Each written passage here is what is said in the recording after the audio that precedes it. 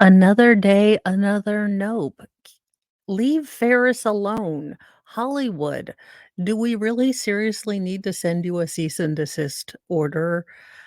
A spin-off legacy sequel to Ferris Bueller's Day Off is on the way from Cobra Kai producers and Paramount. Stop. Stop. Hollywood, we've done asked you. Just leave it alone. The question of how and why something is being made has become the refrain among us keeping an eye on Hollywood, and a tired one at that. Still, Tinseltown isn't stopping the train anytime soon. Damn it.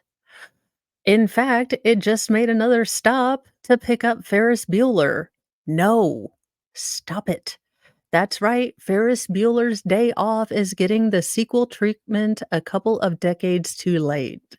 Jeff Snyder of Hot Mic Podcast and the InSchneider newsletter reports a spin-off of the beloved film is being produced by Paramount.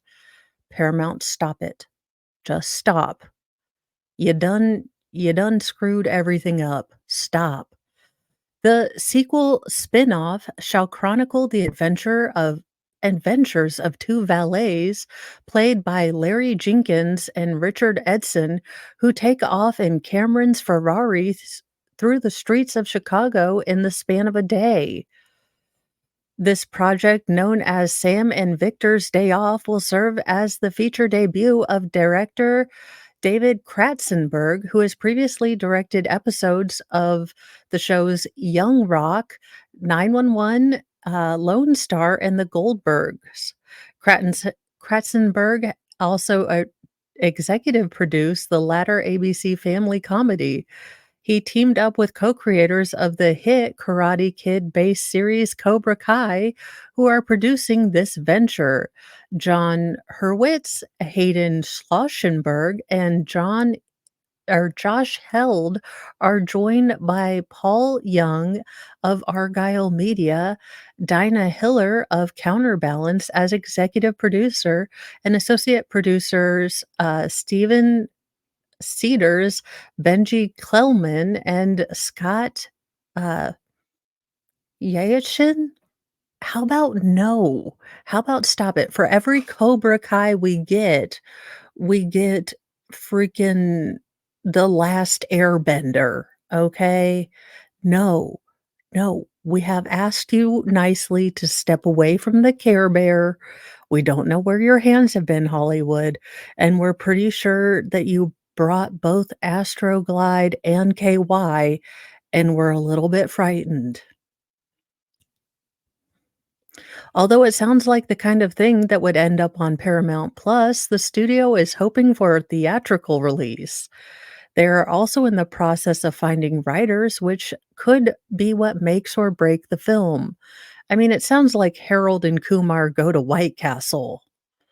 Ferris Bueller is one of the comedies most synonymous with the 80s and its creators, John Hughes. It stars Matthew Broderick as the title slick and cool teen who fakes an illness to spend the day in the city with his friends Cameron, Alan Ruck, and Sloane, Mia Sarah.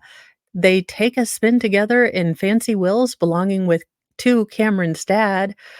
That is the piece of basically the plot. I mean, it's not all that huge. The last time the film was spun off, it was adapted into a short-lived generic sitcom. The internet is rediscovering this iteration of Bueller, but while it starred a young Jennifer Aniston before she was famous, the show is best left forgotten. Hollywood, stop. We have asked you kindly to stop. We are going to start getting lawyers involved, okay? LawTube is uniquely qualified to get you to leave your hands off of these things because I just can't. Stop. We don't want this anymore. No one wants this. Leave all of John Hughes' movies alone. If you remake 16 Candles, unless you find Jake Ryan again, 'cause I've heard tell that he's a real life carpenter.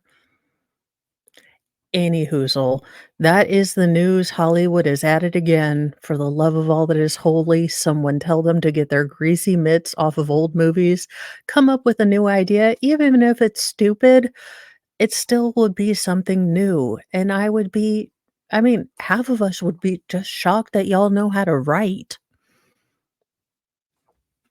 Shock us. Any hoozle, have a wonderful day. Say something kind to yourself, something kind to others.